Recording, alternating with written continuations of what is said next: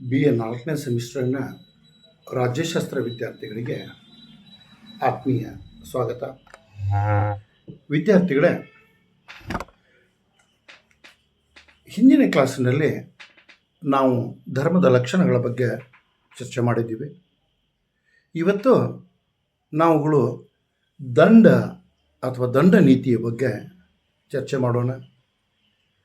ನಾವು ರಾಜ್ಯಶಾಸ್ತ್ರವನ್ನು ಅಧ್ಯಯನ ಮಾಡುವಂಥ ಸಮಯದಲ್ಲಿ ಒಂದು ಅಂಶವನ್ನು ಚರ್ಚೆ ಮಾಡಿದ್ದೀವಿ. ಅರಿಸ್ಟಾಟಲ್ ಮನುಷ್ಯ ಸಮಾಜ ಜೀವಿ ಅಂತ ಹೇಳುವುದರ ಜೊತೆಗೆ ಆತ ಜಗಳಗಂಟ ಪ್ರಾಣಿ ಅನ್ನೋದನ್ನು ಹೇಳಿದನು ಅನ್ನೋದನ್ನು ಚರ್ಚೆ ಮಾಡಿದ್ದೀವಿ. ಅಂದರೆ ಮನುಷ್ಯನ ಸ್ವಭಾವದಲ್ಲಿ ಸ್ವಾರ್ಥ ತುಂಬಿದೆ, ಮತ್ತೊಬ್ಬರ ಬಗ್ಗೆ ಜಿಗುಪ್ಸೆ ಇದೆ, ಮತ್ತೊಬ್ಬರ ಬಗ್ಗೆ ಆತನಿಗೆ ಒಂದು ತೆರನಾದ ಏನೋ ವಿರೋಧವಾದ ಭಾವನೆ ಇದೆ ಅನ್ನುವ ಒಂದು ಕಲ್ಪನೆ ನಮಗಲ್ಲಿ ಮೂಡಿ ಬರ್ತಾ ಇದೆ. ಅದೇ ವಿಚಾರವನ್ನು ನಾವು ಹಾಬ್ಸನ ಸಾಮಾಜಿಕ ಒಪ್ಪಂದ ಸಿದ್ಧಾಂತವನ್ನು ಅಧ್ಯಯನ ಮಾಡುವಂಥ ಸಮಯದಲ್ಲಿ ಹಾಬ್ಸ್ ಮನುಷ್ಯನ ಸ್ವಭಾವದ ಬಗ್ಗೆ ಭಾಳ ಕೆಟ್ಟ ಚಿತ್ರಣವನ್ನು ನಮಗೆ ನೀಡ್ತಾ ಇದ್ದಾನೆ. ಮನುಷ್ಯರು ಹಸಿದ ತೋಳಗಂತೆ ವರ್ತಿಸುತ್ತಾರೆ, ಒಬ್ಬರು ಪ್ರತಿಯೊಬ್ಬರಿಗೆ ವೈರಿಗಳಾಗಿದ್ದಾರೆ, ಎಲ್ಲರೂ ಎಲ್ಲರೊಂದಿಗೆ ಯುದ್ಧದಲ್ಲಿ ನಿರತರಾಗಿದ್ದಾರೆ, ಯಾರು ಯಾವಾಗ ಯಾರ ಮೇಲೆ ಯುದ್ಧ ಸಾರುತ್ತಾರೆ ಗೊತ್ತಾಗೋದ್ರೆ ದಾಳಿ ಮಾಡುತ್ತಾರೆ ಅನ್ನುವುದನ್ನು ಹೇಳಲಿಕ್ಕೂ ಆಗುವುದಿಲ್ಲ. ಅಷ್ಟು ಮನುಷ್ಯರು ಕೆಟ್ಟವರು ಅನ್ನುವ ವಾದವನ್ನು ನಮ್ಮ ಮುಂದೆ ಹಾಬ್ಸ್ ಇಡ್ತಾ ಇದ್ದಾನೆ. ಮನುಷ್ಯ ಇಂತಹ ಸ್ವಭಾವವನ್ನು ಹೊಂದಿದಂಥ ಸಮಯದಲ್ಲಿ ಜಗಳಗಂಟ ಅಥವಾ ಮತ್ತೊಬ್ಬರ ಮೇಲೆ ದಾಳಿ ಮಾಡುವ ಪ್ರವೃತ್ತಿಯನ್ನು ಹೊಂದಿದ್ದಾನೆ ಅನ್ನುವಂಥ ಸಮಯದಲ್ಲಿ ರಾಜ್ಯದಲ್ಲಿ ಶಾಂತಿ ಮತ್ತು ಸುವ್ಯವಸ್ಥೆಯನ್ನು ಕಾಪಾಡುವುದು ಅರಸನ ರಾಜಧರ್ಮವಾಗಿದೆ ಅನ್ನೋದನ್ನು ನಾವು ರಾಮಾಯಣವನ್ನು ಮಹಾಭಾರತವನ್ನು ಚರ್ಚೆ ಮಾಡುವಂಥ ಸಮಯದಲ್ಲಿ ಚರ್ಚೆ ಮಾಡಿದ್ದೀವಿ. ಮಹಾಭಾರತವನ್ನು ಚರ್ಚೆ ಮಾಡುವಂಥ ಸಮಯದಲ್ಲಿ ರಾಜಧರ್ಮದ ಬಗ್ಗೆ ಚರ್ಚೆ ಮಾಡಿದ್ದೀವಿ. ರಾಜನಾದವನು ರಾಜಧರ್ಮವನ್ನು ಪಾಲಿಸಬೇಕು. ಇಲ್ಲಿ ರಾಜಧರ್ಮ ಏನಪ್ಪ ಅಂದರೆ ರಾಜ್ಯದಲ್ಲಿ ಶಾಂತಿ ಮತ್ತು ಸುವ್ಯವಸ್ಥೆಯನ್ನು ಕಾಪಾಡುವುದು. ಅದಕ್ಕೆ ಸಂಬಂಧಪಟ್ಟಂತೆ ಇವತ್ತು ಈ ಹಿನ್ನೆಲೆಯಲ್ಲಿ ದಂಡ ಅಂದರೆ ಏನು, ದಂಡದಲ್ಲಿ ಏನು ಪ್ರಕಾರಗಳಿದಾವೆ, ದಂಡ ಏಕೆ ಬೇಕು ಅನ್ನೋದ್ರ ಬಗ್ಗೆ ನಾವು ಚರ್ಚೆ ಮಾಡೋಣ. ಈ ದಂಡ ನೀತಿ ಬಗ್ಗೆ, ದಂಡದ ಅರ್ಥಕ್ಕೆ ಹೋದಾಗ ಈ ದಂಡ ಅನ್ನುವ ಪದವನ್ನು ಡ್ಯಾಮ್ ಅಥವಾ ದಂಡ್ ಅನ್ನುವ ಪದದಿಂದ ಪಡೆದುಕೊಂಡಿದ್ದಾರಂತೆ. ಡ್ಯಾಮ್ ಅಥವಾ ದಂಡ್ ಅನ್ನುವ ಪದದಿಂದ ಈ ದಂಡ ಅನ್ನುವ ಪದ ಬಂದಿದೆ ಅನ್ನುವುದನ್ನು ತಜ್ಞರು ನಮ್ಮ ಮುಂದಿಡ್ತಾ ಇದ್ದಾರೆ. ಇಲ್ಲಿ ಈ ದಂಡ್ ಅನ್ನುವ ಪದದ ಅರ್ಥವನ್ನು ನಾವು ಹುಡುಕುತ್ತಾ ಹೋದರೆ ನಮಗೇನು ಕಂಡು ಬರ್ತಾ ಇದೆಯಪ್ಪ ಅಂತಂದರೆ, ಇದು ಪಳಗಿಸುವುದು, ನಿಗ್ರಹಿಸುವುದು, ವಶಪಡಿಸಿಕೊಳ್ಳುವುದು ಅಥವಾ ಈ ಮತ್ತೊಬ್ಬರನ್ನು ನಿಗ್ರಹ ಮಾಡುವುದು ಅಂತ ಹೇಳ್ತಾ ಇದ್ದಾರೆ. ನಿಗ್ರಹಿಸುವುದು, ವಶಪಡಿಸಿಕೊಳ್ಳುವುದು ಅಥವಾ ಪಳಗಿಸುವುದು ವಾಸ್ತವವಾಗಿ ವ್ಯಕ್ತಿಯನ್ನು ನಿಗ್ರಹಿಸುವುದು, ವ್ಯಕ್ತಿಯನ್ನು ವಶಪಡಿಸಿಕೊಳ್ಳುವುದು, ವ್ಯಕ್ತಿಯನ್ನು ಪಳಗಿಸುವುದಾಗಿದೆ ಅನ್ನೋದನ್ನು ನಾವು ನೆನಪಿಟ್ಕೊಳ್ಬೇಕು. ಯಾಕಂದರೆ ಆತನನ್ನು ನಿಗ್ರಹ ಮಾಡದೇ ಹೋದರೆ, ಆತನನ್ನು ವಶಪಡಿಸಿಕೊಳ್ಳದೇ ಹೋದರೆ ಆತನ ಸಮಾಜಘಾತುಕ ಕಾರ್ಯಗಳು ಅಥವಾ ಕೃತಿಗಳು ಏನಿರ್ತಾವೆ ಅವುಗಳನ್ನು ನಿಗ್ರಹಿಸುವುದು, ನಿಯಂತ್ರಿಸುವುದು ಅಥವಾ ಹತೋಟಿಯಲ್ಲಿ ತರುವುದು ಸಾಧ್ಯವಾಗುವುದಿಲ್ಲ ಅನ್ನೋದನ್ನು ನಾವು ನೆನಪಿಟ್ಕೊಳ್ಬೇಕು. ನಮ್ಗೆ ಗೊತ್ತಿದೆ, ನಾನು ಈಗಾಗಲೇ ಹಾಬ್ಸನ್ ಬಗ್ಗೆ ಹೇಳಿದೆ. ಮನುಷ್ಯರು ದುಷ್ಟರಾಗಿದ್ದಾರೆ, ಭ್ರಷ್ಟರಾಗಿದ್ದಾರೆ, ಹೇಡಿಗಳಾಗಿದ್ದಾರೆ, ಸ್ವಭಾವತಃ ಮತ್ತೊಬ್ಬರ ಮೇಲೆ ದಾಳಿ ಮಾಡುವ ಪ್ರವೃತ್ತಿಯವರಾಗಿದ್ದಾರೆ ಅನ್ನೋದನ್ನು ಹೇಳಿದೆ. ಇಂತಹ ಮನುಷ್ಯರು ಇದ್ದಾಗ ಅವರನ್ನು ನಿಗ್ರಹಿಸಿ, ಅವರನ್ನು ವಶಪಡಿಸಿಕೊಂಡು ಉಳಿದ ಜನರ ಯೋಗಕ್ಷೇಮವನ್ನು ಕಾಪಾಡುವುದು ರಾಜ್ಯದಲ್ಲಿ ಕಾನೂನು ಸುವ್ಯವಸ್ಥೆಯನ್ನು ಕಾಪಾಡುವುದು, ರಾಜ್ಯದಲ್ಲಿ ಶಾಂತಿಯನ್ನು ತರುವುದು ಅರಸ ಅಥವಾ ರಾಜನ ಧರ್ಮವಾಗಿದೆ. ಅದುವೇ ರಾಜಧರ್ಮ ಅಂತ ಹೇಳ್ತಾ ಇದ್ದಾರೆ. ಅಂದರೆ ಮನುಷ್ಯನನ್ನು ನಿಗ್ರಹಿಸಲಿಕ್ಕೆ ಆತನ ವರ್ತನೆಯನ್ನು, ಆತನ ನಡತೆಯನ್ನು, ಆತನ ದುಂಡಾವರ್ತನೆಯನ್ನು, ಆತನ ಭ್ರಷ್ಟತನವನ್ನು, ಆತನ ದುಷ್ಟತನವನ್ನು ನಿಗ್ರಹಿಸಲಿಕ್ಕೆ ದಂಡವನ್ನು ಒಂದು ಅಸ್ತ್ರವಾಗಿ ಬಳಸಬೇಕು ಅನ್ನುವ ವಾದವನ್ನು ನಮಗಿಲ್ಲಿ ಹೇಳ್ತಾ ಇದ್ದಾರೆ. ಇಲ್ಲಿ ದಂಡದ ವಿಚಾರ ಬಂದಾಗ ಮೂಲತಃ ಧರ್ಮವನ್ನು ಕಾಪಾಡುವುದು ಅಂತ ಹೇಳ್ತಾ ಇದ್ದಾರೆ. ಈ ಧರ್ಮವನ್ನು ಕಾಪಾಡುವುದು ಅಂದರೆ ನ್ಯಾಯವನ್ನು ಕಾಪಾಡುವುದು, ನ್ಯಾಯವನ್ನು ಕಾಪಾಡುವುದು ಅಂದರೆ ರಾಜ್ಯದಲ್ಲಿ ಶಾಂತಿ ಮತ್ತು ಸುವ್ಯವಸ್ಥೆಯನ್ನು ಕಾಪಾಡುವುದು, ಅಂದರೆ ಮನುಕುಲವನ್ನು ಕಾಪಾಡುವುದು, ಮನುಕುಲದ ಯೋಗಕ್ಷೇಮವನ್ನು ನೋಡಿಕೊಳ್ಳುವುದು ಅಂತ ಹೇಳ್ತಾ ಇದ್ದಾರೆ. ಇದು ರಾಜನ ಜವಾಬ್ದಾರಿ ಮತ್ತು ಕರ್ತವ್ಯ. ರಾಜ್ಯದಲ್ಲಿ ಶಿಸ್ತನ್ನು ಕಾಪಾಡುವುದು, ಸುವ್ಯವಸ್ಥೆಯನ್ನು ಕಾಪಾಡುವುದು, ಶಾಂತಿಯನ್ನು ಕಾಪಾಡುವುದು ರಾಜ್ಯನ ಜವಾಬ್ದಾರಿ ಮತ್ತು ಕರ್ತವ್ಯವಾಗಿದೆ. ಈ ಶಿಸ್ತನ್ನು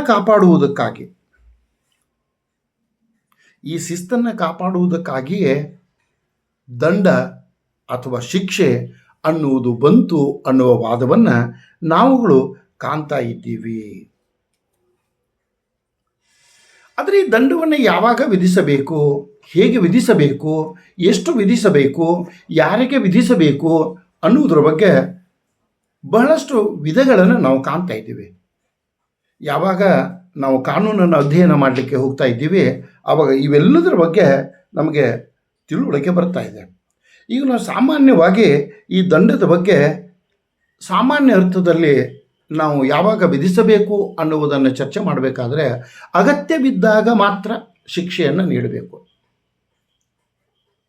ಅಂದರೆ ಅನಗತ್ಯವಾಗಿ ದುರುದ್ದೇಶದಿಂದ ಅಥವಾ ಮತ್ತಾರ ಮೇಲೋ ವೈರತ್ವದಿಂದ ಈ ಶಿಕ್ಷೆಯನ್ನು ಬಳಸಬಾರದು. ಶಿಕ್ಷೆ ಯಾವಾಗ ಅಗತ್ಯ ಆವಾಗ ಮಾತ್ರ ಬಳಸಬೇಕು ಅಂತ ಹೇಳ್ತಾ ಇದ್ದಾರೆ. ಒಂದು ವೇಳೆ ಶಿಕ್ಷೆಯನ್ನು ದುರುದ್ದೇಶದಿಂದ ಅಥವಾ ವೈರತ್ವದಿಂದ ಬಳಸಿದರೆ ಆ ಶಿಕ್ಷೆ ತನ್ನ ಮಹತ್ವವನ್ನು ಕಳೆದುಕೊಳ್ತಾ ಇದೆ, ತನ್ನ ಪಾವಿತ್ರ್ಯವನ್ನು ಕಳೆದುಕೊಳ್ತಾ ಇದೆ, ಅದರ ಬಗ್ಗೆ ಜನರಿಗೆ ನಂಬಿಕೆ ಹೊರಟು ಹೋಗ್ತಾ ಇದೆ ಅಂತ ಹೇಳ್ತಾ ಇದ್ದಾರೆ. ಇದರ ಅರ್ಥ ಇಷ್ಟೇ, ಅರಸನಾದವನು, ರಾಜ್ಯವನ್ನು ಆಳುವವರು ಮನಸ್ಸೋ ಇಚ್ಛೆ ಬಂದಂತೆ ದಂಡಿಸುವಂತಿಲ್ಲ, ಶಿಕ್ಷಿಸುವಂತಿಲ್ಲ, ದಂಡವನ್ನು ಹಾಕುವಂತಿಲ್ಲ ಅಂತ ಹೇಳಬೇಕು. ಅಂದರೆ ಅವರ ಮನಸ್ಸಿಗೆ ಹೆಂಗೆ ಬರ್ತದಲ್ಲ ಆ ರೀತಿ ದಂಡಿಸುವಂತಿಲ್ಲ, ಆ ರೀತಿ ಶಿಕ್ಷಿಸುವಂತಿಲ್ಲ. ಯಾವಾಗ ಸಾಮಾಜಿಕ ನೆಮ್ಮದಿಗೆ ಧಕ್ಕೆ ಬರ್ತಾ ಇದೆ, ಸಮಾಜ ವಿರೋಧಿ ಗತಿವಿಧಿಗಳು ಹೆಚ್ಚಾಗ್ತಾ ಇದ್ದಾವೆ, ಆವಾಗ ಮಾತ್ರ ಇದನ್ನು ಬಳಸಬೇಕು ಅನ್ನೋ ವಾದವನ್ನು ನಮ್ಮ ಮುಂದಿಲ್ಲಿ ಇಡ್ತಾ ಇದ್ದಾರೆ.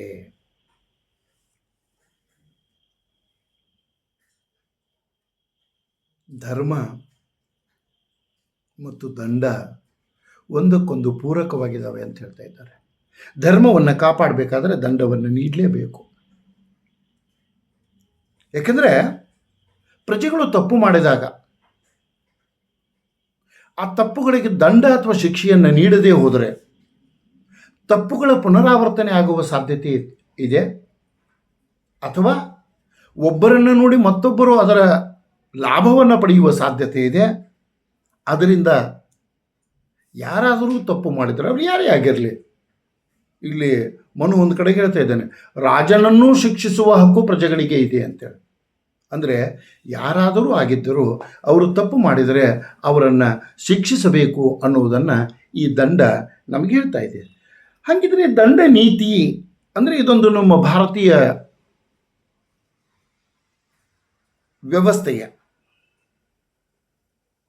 ಅಥವಾ ಸನಾತನ ಪರಿಕಲ್ಪನೆಯ ಸಾಮಾಜಿಕ, ರಾಜಕೀಯ ಮತ್ತು ಆರ್ಥಿಕ ಸಂಬಂಧಗಳೊಂದಿಗೆ ಒಂದು ಅನ್ಯೋನ್ಯವಾದ ಸಂಬಂಧವನ್ನು ಹೊಂದಿದೆ ಅನ್ನೋದನ್ನು ನಾವು ಹೇಳಬೇಕು. ಅರ್ಥ ಮಾಡ್ಕೊಳ್ಬೇಕು. ಯಾಕೆ ಸಾಮಾಜಿಕ, ಆರ್ಥಿಕ, ರಾಜಕೀಯ ಸಂಬಂಧಗಳೊಂದಿಗೆ ಒಂದು ಅನ್ಯೋನ್ಯ ಸಂಬಂಧವನ್ನು ಇದು ಹೊಂದಿದೆ ಅಂತ ಹೇಳ್ತಾ ಇದ್ದೇವೆ ಅಂತಂದರೆ, ಯಾವಾಗ ಈ ತಪ್ಪುಗಳಾಗ್ತಾ ಇದ್ದಾವೆ, ಯಾವಾಗ ರಾಜಕೀಯ, ಸಾಮಾಜಿಕ ಮತ್ತು ಆರ್ಥಿಕ ಹೊಂದಾಣಿಕೆ ತಪ್ತಾ ಇದೆ, ಹಳಿ ತಪ್ತಾ ಇದೆ ಅಂತ ಹೇಳ್ತಾ ಇದ್ದೀವಿ, ಯಾವಾಗ ಇದು ತಪ್ತಾ ಇದೆ ಆವಾಗ ಈ ದಂಡವನ್ನು ಬಳಸಬೇಕು. ತಪ್ಪು ಸಾಮಾಜಿಕವಾಗಿ, ಆರ್ಥಿಕವಾಗಿ, ರಾಜಕೀಯವಾಗಿ ಮೂರು. ಸಾಮಾಜಿಕ ತಪ್ಪುಗಳೇ ಬೇರೆ, ರಾಜಕೀಯ ತಪ್ಪುಗಳೇ ಬೇರೆ, ಆರ್ಥಿಕ ತಪ್ಪುಗಳೇ ಬೇರೆ. ಅವುಗಳನ್ನ ಆರ್ಥಿಕ ಅಪರಾಧಗಳು, ಸಾಮಾಜಿಕ ಅಪರಾಧಗಳು ಅಥವಾ ರಾಜಕೀಯ ಅಪರಾಧಗಳು ಅಂತ ಇವತ್ತು ನಾವು ಹೇಳ್ತಾ ಇದ್ದೀವಿ. ರಾಜಕೀಯ ಅಪರಾಧಗಳನ್ನು, ಸಾಮಾಜಿಕ ಅಪರಾಧಗಳನ್ನು ಮತ್ತು ಆರ್ಥಿಕ ಅಪರಾಧಗಳನ್ನು ಸಮರ್ಪಕವಾಗಿ ಮತ್ತು ಸಮರ್ಥವಾಗಿ ಅಧ್ಯಯನ ಮಾಡಿ ತಪ್ಪು ಮಾಡಿದಾಗ ಅವರಿಗೆ ಶಿಕ್ಷೆಯನ್ನು ನೀಡಬೇಕು ಅನ್ನೋದು ದಂಡ ನೀತಿ ನಮಗೆ ಹೇಳ್ತಾ ಇದೆ. ತಪ್ಪು ಮಾಡಿದವರಿಗೆ ಶಿಕ್ಷೆಯನ್ನು ನೀಡಬೇಕು. ಆದರೆ ತಪ್ಪು ಮಾಡದೇ ಇದ್ದವರಿಗೆ ಶಿಕ್ಷೆಯನ್ನು ನೀಡಬಾರದು.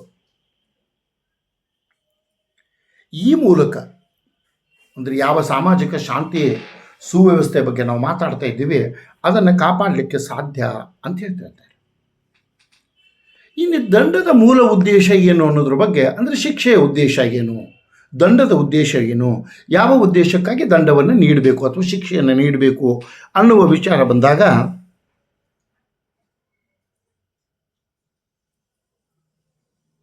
ಹಿಂದೂ ಧಾರ್ಮಿಕ ವ್ಯವಸ್ಥೆಯನ್ನು ನಾವು ಅಧ್ಯಯನ ಮಾಡಿದಾಗ, ಸಮಾಜ ವಿಜ್ಞಾನಿಗಳು ನಮಗೆ ಈ ಹಿಂದೂ ಧಾರ್ಮಿಕ ವ್ಯವಸ್ಥೆಯನ್ನು ಅಧ್ಯಯನ ಮಾಡುವಂಥ ಸಮಯದಲ್ಲಿ ಈ ಶಿಕ್ಷೆಗೆ ಎರಡು ಉದ್ದೇಶಗಳಿದ್ದಾವೆ ಅನ್ನೋದನ್ನು ಹೇಳ್ತಾ ಇದ್ದಾರೆ.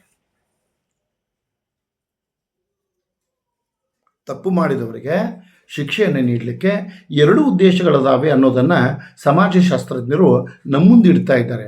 ಯಾವಾಗ ಅವರು ಧರ್ಮವನ್ನು ಅಧ್ಯಯನ ಮಾಡ್ತಾ ಇದ್ದಾರೆ, ಧಾರ್ಮಿಕ ವ್ಯವಸ್ಥೆಯನ್ನು ಅಧ್ಯಯನ ಮಾಡ್ತಾ ಇದ್ದಾರೆ, ಅವಾಗ ಹೇಳ್ತಾ ಇದ್ದಾರೆ ಇಲ್ಲಿ ಎರಡು ಉದ್ದೇಶಗಳಿದ್ದಾವೆ.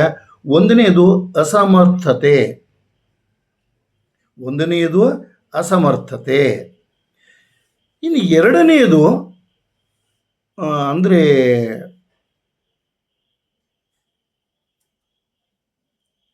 ಏನಂತ ಕರಿತಿದ್ರಿ,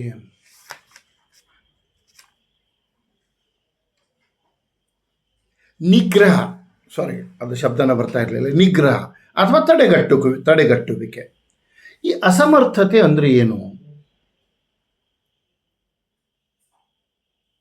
ಶಿಕ್ಷೆ ನೀಡುವ ಉದ್ದೇಶದಲ್ಲಿ ಎರಡು ಪ್ರಕಾರಗಳಂತ ಹೇಳ್ತಾ ಇದ್ದೀನಿ.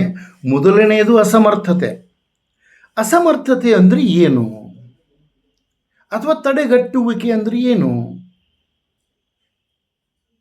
ನಾವು ಈಗಾಗಲೇ ಚರ್ಚೆ ಮಾಡಿದಂತೆ ಆರ್ಥಿಕ, ಸಾಮಾಜಿಕ, ರಾಜಕೀಯ ಅಪರಾಧಗಳನ್ನು ತಡೆಗಟ್ಟಲಿಕ್ಕೆ ಶಿಕ್ಷೆ ನೀಡ್ತಾ ಇದ್ದೀವಿ. ಸಮಾಜದಲ್ಲಿ ಶಾಂತಿ ಸುವ್ಯವಸ್ಥೆಯನ್ನು ಕಾಪಾಡಲಿಕ್ಕೆ ಶಿಕ್ಷೆ ನೀಡ್ತಾ ಇದ್ದೀವಿ. ತಪ್ಪಿತಸ್ಥರನ್ನು ದಂಡಿಸಲಿಕ್ಕೆ ಶಿಕ್ಷೆ ನೀಡ್ತಾ ಇದ್ದೀವಿ. ಆದರೆ ಈ ಶಿಕ್ಷೆಯನ್ನು ನೀಡುವ ಮೂಲ ಉದ್ದೇಶ ಏನು ಅನ್ನುವ ಪ್ರಶ್ನೆ ಬಂದಾಗ ಶಾಂತಿ ಮತ್ತು ಸುವ್ಯವಸ್ಥೆಯನ್ನು ಕಾಪಾಡುವುದು. ತಪ್ಪಿತಸ್ಥರನ್ನು ದಂಡಿಸುವುದರ ಜೊತೆಗೆ ಶಾಂತಿ ಮತ್ತು ಸುವ್ಯವಸ್ಥೆಯನ್ನು ಕಾಪಾಡುವುದು ಅಂತ ಹೇಳ್ತಾ ಇದ್ದೀವಿ. ಅಲ್ಲಿ ಎರಡು ಉದ್ದೇಶಗಳಿದ್ದಾವೆ. ಅದರಲ್ಲಿ ಮೊದಲನೇ ಉದ್ದೇಶವನ್ನು ನಾವು ಚರ್ಚೆ ಮಾಡಿದರೆ ಅದು ಅಸಮರ್ಥತೆ, ಅಂದರೆ ಒಬ್ಬರನ್ನು ಅಸಮರ್ಥರನ್ನಾಗಿ ಮಾಡುವುದು.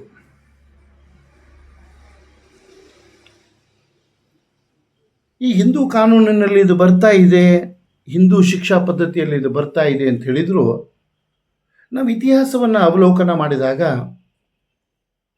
ಈ ಅಸಮರ್ಥತೆಯ ಪ್ರಯೋಗವನ್ನು ಮಾಡಿರುವ ಉದಾಹರಣೆಗಳು ಸಿಗುವುದು ಬಹಳ ದುಸ್ತರ. ಎಲ್ಲೋ ಅಲ್ಲೊಂದು ಇಲ್ಲೊಂದು ಉದಾಹರಣೆಗಳು ಸಿಗ್ತವೆ ನಮಗೆ. ಅಸಮರ್ಥತೆ ಅಂದರೆ ಏನಪ್ಪ ಅಂದರೆ ಒಬ್ಬ ವ್ಯಕ್ತಿಯನ್ನು ಅಂಗವಿಕಲನನ್ನಾಗಿ ಮಾಡುವುದು. ಕಳ್ಳತನ ಮಾಡಿದರೆ ಕೈಗಳನ್ನು ಕತ್ತರಿಸುವುದು, ಹೆಣ್ಣು ಮಕ್ಕಳನ್ನು ಕಾಡಿದರೆ ಅವರ ಕಣ್ಣುಗಳನ್ನು ತೆಗೆದುಹಾಕುವುದು. ಈ ರೀತಿ ಒಬ್ಬ ವ್ಯಕ್ತಿಯನ್ನು ಅಸಮರ್ಥನನ್ನಾಗಿ ಮಾಡುವುದು ಇದು ಅಸಮರ್ಥತೆ ಅಂತ ಹೇಳ್ತಾ ಇದ್ದಾರೆ. ಇದರಲ್ಲಿ ಮರಣದಂಡನೆಯೂ ಬರ್ತಾ ಇದೆ, ಗಲ್ಲು ಶಿಕ್ಷೆನೂ ಬರ್ತಾ ಇದೆ, ಅವನಿಗೆ ಬಹಿಷ್ಕಾರ ಹಾಕುವ ಪದ್ಧತಿಯೂ ಬರ್ತಾ ಇದೆ. ಗಲ್ಲು ಶಿಕ್ಷೆ ಇದು ಅಂತಿಮವಾದದ್ದು. ಬಹಿಷ್ಕಾರ ಅಂದರೆ ಸಾಮಾಜಿಕ ಬಹಿಷ್ಕಾರ ಅಂತ ಬರ್ತಾ ಇದೆ. ಹಿಂದಿಯಲ್ಲಿ ಒಂದು ಮಾತು ಹೇಳ್ತಾರೆ, ನ ಬೇಟಿ ನ ರೋಟಿ ಅಂತೇಳಿ. ಅಂದರೆ ಆ ಕುಟುಂಬದೊಂದಿಗೆ ಯಾರೂ ಯಾವುದೇ ರೀತಿ ವ್ಯವಹರಿಸತಕ್ಕದ್ದಲ್ಲ ಅಂತ ಸಾಮಾಜಿಕ ಬಹಿಷ್ಕಾರ ಹಾಕುವ ಪದ್ಧತಿ ಬರ್ತಾ ಇದೆ.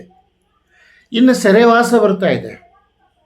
ಒಬ್ಬ ವ್ಯಕ್ತಿಯನ್ನು ಸೆರೆಮನೆಯಲ್ಲಿಟ್ಟು, ಜೈಲಿನಲ್ಲಿಟ್ಟು ಅವನನ್ನು ಅಸಮರ್ಥನನ್ನಾಗಿ ಮಾಡುವ ಪದ್ಧತಿ ಕೂಡ ನಮ್ಮಲ್ಲಿದೆ. ಇದರ ಜೊತೆಗೆ ಅವನನ್ನು ಅಂಗವಿಕಲನನ್ನಾಗಿ ಮಾಡುವುದು. ಅಂಗವಿಕಲನನ್ನಾಗಿ ಮಾಡಿದರೆ ಪುನರಾವರ್ತನೆ ಅಂದರೆ, ಅಥವಾ ಈ ಅಪರಾಧವನ್ನು ಪುನರಾವರ್ತನೆ ಮಾಡಲಿಕ್ಕೆ ಅವಾಗ ಅವಕಾಶ ಸಿಗೋದಿಲ್ಲ ಅಂತ ಅನ್ನುವ ವಾದವನ್ನು ಒಂದಷ್ಟು ಜನ ಚಿಂತಕರು ನಮ್ಮ ಮುಂದಿಡ್ತಾ ಇದ್ದಾರೆ. ಯಾಕೆಂದರೆ ಕಳ್ಳನ ಕೈಗಳನ್ನೇ ಕಟ್ಟು ಮಾಡಿಬಿಟ್ರೆ ಮತ್ತೊಮ್ಮೆ ಕಳ್ಳತನ ಮಾಡಲಿಕ್ಕೆ ಅವಾಗ ಅವಕಾಶನೇ ಸಿಗೋದಿಲ್ಲಲ್ಲ.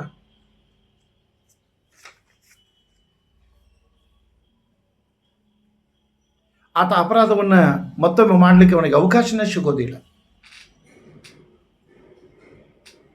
ಆದರೆ ಇದು ಒಂಥರ ಕ್ರೂರ ಅಂತ ಅನ್ನಿಸ್ಬೋದು. ಆದರೆ ಇವತ್ತಿಗೂ ನಾನು ಹಿಂದೂ ಧರ್ಮದ ಬಗ್ಗೆ ಮಾತ್ರ ಹೇಳಿದರೆ ನಿಮ್ಗೆ ತಪ್ಪಾಗ್ತಾ ಇದೆ. ಶರಿಯಾ ಕಾನೂನಿನಲ್ಲಿ ಇವತ್ತಿಗೂ ಇದಕ್ಕೆ ಅವಕಾಶ ಇದೆ. ಕಳ್ಳತನ ಮಾಡಿದವರ ಕೈಗಳನ್ನು ಕಟ್ಟು ಮಾಡುವುದು, ಮಹಿಳೆಯರನ್ನು ಕಾಡಿಸಿದವರನ್ನು ಕಣ್ಣುಗಳನ್ನು ತೆಗೆದುಹಾಕುವುದು ಶರಿಯಾ ಕಾನೂನಿನಲ್ಲಿ ಇವತ್ತಿಗೂ ಇದನ್ನು ಮಾಡ್ತಾ ಇದ್ದಾರೆ. ನಾನು ಹೇಳಿದೆ, ಹಿಂದೂ ವ್ಯವಸ್ಥೆಯಲ್ಲಿ ಉದಾಹರಣೆಗಳು ಸಿಗುವುದು ಕಡಿಮೆ, ಮರಣದಂಡನೆ ಉದಾಹರಣೆ ಸಿಗ್ತಾ ಇದೆ. ಕೈಗಳನ್ನು ಕತ್ತರಿಸುವ, ಕಣ್ಣುಗಳನ್ನು ಕಿತ್ತು ಹಾಕುವ ಉದಾಹರಣೆಗಳು ಸಿಗದೇ ಹೋದರೂ ಕೂಡ ಇವತ್ತು ಶರಿಯಾ ಕಾನೂನಿನಲ್ಲಿ ಈಗಿದೆ, ಅದನ್ನು ಇವತ್ತಿಗೂ ಬಳಸ್ತಾ ಇದ್ದಾರೆ ಅನ್ನೋದನ್ನು ನಾವು ನೆನಪಿಟ್ಕೊಳ್ಬೇಕು. ಇನ್ನು ತಡೆಗಟ್ಟುವಿಕೆ ವಿಧಾನ,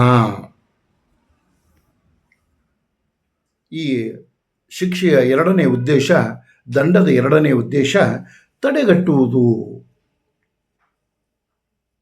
ಅಂದರೆ ಅಪರಾಧಗಳನ್ನು ತಡೆಗಟ್ಟಲು ಕೈಗೊಳ್ಳಬಹುದಾದ ಕ್ರಮಗಳು. ಸಮಾಜಘಾತುಕ ಶಕ್ತಿಗಳು ತಲೆ ಎತ್ತದಂತೆ ಅವರನ್ನು ನಿಗ್ರಹಿಸುವ, ನಿಯಂತ್ರಿಸಲು ಬಳಸುವ ವಿಧಾನಗಳು. ಇದಕ್ಕೆ ತಡೆಗಟ್ಟುವ ವಿಧಾನ ಅಂತ ಹೇಳ್ತಾ ಇದ್ದಾರೆ. ಈ ತಡೆಗಟ್ಟುವ ವಿಧಾನದಲ್ಲಿ ಮತ್ತೊಂದು ಮಾತನ್ನು ಹೇಳ್ತಾರೆ, ಅದು ಆ್ಯಕ್ಚುಲಿ ಊನಗೊಳಿಸುವಿಕೆಯಲ್ಲೇ ಬರಬೇಕು. ಆ ವಿಧಾನ ಏನಪ್ಪ ಅಂತಂದರೆ, ಈ ಅಪರಾಧ ಮಾಡುವವರು ಶಿಕ್ಷೆಗೆ ಹೆದರಿ ಮತ್ತೊಮ್ಮೆ ಅಪರಾಧವನ್ನು ಮಾಡದಂತೆ. ಈ ತಡೆಗಟ್ಟುವಿಕೆ ವಿಧಾನ ಬಂದಾಗ ಅವರು ಅಪರಾಧ ಮಾಡದಂತೆ ತಡೆಗಟ್ಟುವಂಥ ವ್ಯವಸ್ಥೆಯನ್ನು ರೂಪಿಸಬೇಕು ಅಂತ ಹೇಳ್ತಾ ಇದ್ದೀವಿ. ಆದರೂ ಕೂಡ ಜನರು ತಪ್ಪುಗಳನ್ನು ಮಾಡ್ತಾ ಇದ್ದಾರೆ, ಅಪರಾಧಗಳನ್ನು ಮಾಡ್ತಾ ಇದ್ದಾರೆ, ಸಮಾಜಘಾತಕರಾಗ್ತಾ ಇದ್ದಾರೆ, ಕಾನೂನುಗಳನ್ನು ಉಲ್ಲಂಘನೆ ಮಾಡ್ತಾ ಇದ್ದಾರೆ, ವ್ಯವಸ್ಥೆಗೆ ವಿರುದ್ಧವಾಗಿ ನಡೆದುಕೊಳ್ತಾ ಇದ್ದಾರೆ, ಮತ್ತೊಬ್ಬರಿಗೆ ತೊಂದರೆಯನ್ನು ನೀಡ್ತಾ ಇದ್ದಾರೆ, ಸಂವಿಧಾನವನ್ನು ಪಾಲಿಸೋದಿಲ್ಲ ಅಂತ ಒಂದೇ ಮಾತಿನಲ್ಲಿ ನಾವು ಹೇಳ್ಬೋದು. ಅಂಥವರಿಗೆ ಶಿಕ್ಷೆಯನ್ನು ನೀಡಬೇಕು ಅಂತ ಈ ತಡೆಗಟ್ಟುವಿಕೆ ವಿಧಾನ ಹೇಳ್ತಾ ಇದೆ. ಯಾಕೆಂದರೆ ಶಿಕ್ಷೆಗೆ ಹೆದರಿ, ದಂಡದ ಭಯದಿಂದ ಕಾನೂನು ಬಾಹಿರ ಚಟುವಟಿಕೆಗಳು ಅಥವಾ ಸಮಾಜಘಾತುಕ ಚಟುವಟಿಕೆಗಳಿಂದ ಒಬ್ಬ ವ್ಯಕ್ತಿ ದೂರ ಆಗ್ತಾ ಇದ್ದಾನೆ, ಅದನ್ನು ತೊರೀತಾ ಇದ್ದಾನೆ, ಆ ಕಾನೂನು ಉಲ್ಲಂಘನೆಯನ್ನು ಬಿಡ್ತಾ ಇದ್ದಾನೆ, ಸಮಾಜಘಾತುಕ ಕಾರ್ಯಗಳನ್ನು ಬಿಟ್ಟುಬಿಡ್ತಾ ಇದ್ದಾನೆ ಅನ್ನುವುದನ್ನು ನಮಗಿಲ್ಲಿ ಹೇಳ್ತಾ ಇದ್ದಾರೆ. ಅಂದರೆ ಶಿಕ್ಷೆಯನ್ನು ನೀಡುವುದರ ಮೂಲಕ ಒಬ್ಬ ವ್ಯಕ್ತಿ ಅಪರಾಧಿ ಅಂತ ಸಿದ್ಧವಾದ ಮೇಲೆ ಅವನಿಗೆ ಶಿಕ್ಷೆಯನ್ನು ನೀಡುವ ಮೂಲಕ, ಅವನನ್ನು ದಂಡಿಸುವ ಮೂಲಕ, ಅವನ ಮೇಲೆ ಕಾನೂನು ರೀತಿಯ ಕ್ರಮವನ್ನು ಕೈಗೊಳ್ಳುವ ಮೂಲಕ ಜನರಲ್ಲಿ ಶಿಕ್ಷೆಯ ಭಯವನ್ನು ಹುಟ್ಟಿಸಿ ಅಪರಾಧಗಳು ಅಥವಾ ತಪ್ಪುಗಳು ಆಗದಂತೆ ತಡೆಗಟ್ಟುವ ವಿಧಾನ ಇದಾಗಿದೆ ಅಂತ ಹೇಳ್ತಾ ಇದ್ದಾರೆ. ಇಲ್ಲಿ ಮನು ಒಂದು ಕಡೆಗೆ ಹೇಳ್ತಾ ಇದ್ದಾನೆ, ನೊಂದಿರುವ ಮತ್ತು ವಿಕಾರಗೊಂಡ ಅಪರಾಧಿಗಳು ಸ್ಪಷ್ಟವಾಗಿ ಕಾಣುವಂತೆ ಎತ್ತರವಾದ ಸ್ಥಳದಲ್ಲಿ, ಅಂದರೆ ಎಲ್ಲರಿಗೂ ಕಾಣುವಂತೆ ಎತ್ತರವಾದ ಸ್ಥಳದಲ್ಲಿ ಅವರನ್ನು ಇಡಬೇಕು ಅಂತ ಹೇಳ್ತಾ ಇದ್ದಾನೆ. ಅಂದರೆ ಅವರು ಏನು ಯಾತನೆ ಪಡ್ತಾ ಇದ್ದಾರೆ, ಅವರು ಏನು ನೋವನ್ನು ಅನುಭವಿಸ್ತಾ ಇದ್ದಾರೆ, ಅವರು ಎಂಥ ಮನಸ್ಥಿತಿಯನ್ನು ತಲುಪ್ತಾ ಇದ್ದಾರೆ, ಅವರ ದೈಹಿಕ ಮತ್ತು ಮಾನಸಿಕ ಸ್ಥಿತಿ ಯಾವ ರೀತಿ ಹಾಳಾಗ್ತಾ ಇದೆ, ಅದರಿಂದ ಅವರ ಕುಟುಂಬದ ಮೇಲೆ ಏನು ಪರಿಣಾಮ ಆಗ್ತಾ ಇದೆ, ಇದೆಲ್ಲರಿಗೂ ಗೊತ್ತಾಗಬೇಕು ಅನ್ನೋ ವಾದವನ್ನು ಇಲ್ಲಿ ಇಡ್ತಾ ಇದ್ದಾರೆ. ಆ ಮೂಲಕ ನಾನು ತಪ್ಪು ಮಾಡಿದರೆ, ನಾನು ಶಿಕ್ಷೆಗೊಳಗಾದರೆ, ನನಗೆ ಸೆರೆಮನೆ ವಾಸ ಆದರೆ, ನಾನು ಬಂಧಿಸಲ್ಪಟ್ಟರೆ ನನ್ನ ಕುಟುಂಬದ ಮೇಲೆ ಏನು ಪರಿಣಾಮ ಆಗ್ತಾ ಇದೆ, ಸಮಾಜದಲ್ಲಿ ನನ್ನ ಕುಟುಂಬದ ಗೌರವ ಏನಾಗ್ತಾ ಇದೆ ಅನ್ನುವುದರ ಅರಿವು ಅವನಿಗೆ ಬರ್ತಾ ಇದೆ. ಅದರ ಭಯ ಅಂದರೆ ಅವಮಾನದ ಭಯ, ಕುಟುಂಬ ಅನುಭವಿಸುವ ಯಾತನೆಯ ಭಯ, ತಾನು ಸೆರೆಮನೆಯಲ್ಲಿ ಅನುಭವಿಸುವ ಯಾತನೆಯ ಭಯದಿಂದಾಗಿ ಮನುಷ್ಯ ತಪ್ಪುಗಳನ್ನು ಮಾಡಲಾರ, ಆ ಮೂಲಕ ಶಿಕ್ಷೆಯನ್ನು ತಡೆಗಟ್ಟಬಹುದು ಅಂತೇಳಿ ಇಲ್ಲಿ ಸಮಾಜ ವಿಜ್ಞಾನಿಗಳು ವಾದಿಸ್ತಾ ಇದ್ದಾರೆ. ಆದರೆ ಒಂದು ಮಾತು ಮಾತ್ರ ಸತ್ಯ, ಮನುಷ್ಯನ ಸಮಾಜಘಾತುಕ ಕಾರ್ಯಗಳನ್ನು ತಡೆಗಟ್ಟಬೇಕಾದರೆ ಮನುಷ್ಯನನ್ನು ನಿಯಂತ್ರಿಸುವುದು ಮತ್ತು ನಿಗ್ರಹಿಸುವುದು ಅತ್ಯಂತ ಅವಶ್ಯಕವಾಗಿದೆ. ಆ ನಿಯಂತ್ರಣ ಮತ್ತು ನಿಗ್ರಹಕ್ಕೆ ಇರುವ ಸಂವಿಧಾನಬದ್ಧ, ಇವತ್ತಿನ ವ್ಯವಸ್ಥೆಯಲ್ಲಿ ನಾನು ಹೇಳ್ತಾ ಇದ್ದೀನಿ, ಸಂವಿಧಾನಬದ್ಧವಾದ ಮತ್ತು ಕಾನೂನುಬದ್ಧವಾದ ವ್ಯವಸ್ಥೆ ಅಂದರೆ ಶಿಕ್ಷೆ. ತಪ್ಪಿತಸ್ಥರು ಅಂತ ಸಿದ್ಧವಾದ ಮೇಲೆ ಅವರಿಗೆ ಶಿಕ್ಷೆಯನ್ನು ನೀಡಬೇಕು. ಆ ಮೂಲಕ ಸಾಮಾಜಿಕ ಸ್ವಾಸ್ಥ್ಯವನ್ನು ಕಾಪಾಡಬೇಕು ಅಂತ ಹೇಳ್ತಾ ಜನರು ಅಪರಾಧಿ ಮನೋಭಾವನೆಯಿಂದ ಹೊರಬಂದು ಸಮಾಜಘಾತುಕ ಬುದ್ಧಿಯಿಂದ, ಸಮಾಜಘಾತುಕ ವಿಚಾರಗಳಿಂದ ಹೊರಬಂದು ಸಮಾಜಮುಖಿ ಚಿಂತನೆಯಲ್ಲಿ ತೊಡಗಿಕೊಂಡ್ರೆ ಭವ್ಯ ಭಾರತದ ನಿರ್ಮಾಣದ ಕನಸು ನನಸಾಗ್ತಾ ಇದೆ ಅಂತ ಹೇಳ್ತಾ ಇವತ್ತಿನ ನನ್ನ ವಿಚಾರಗಳನ್ನ ಮುಗಿಸ್ತಾ ಇದ್ದೀನಿ. ಎಲ್ರಿಗೂ ಧನ್ಯವಾದಗಳು.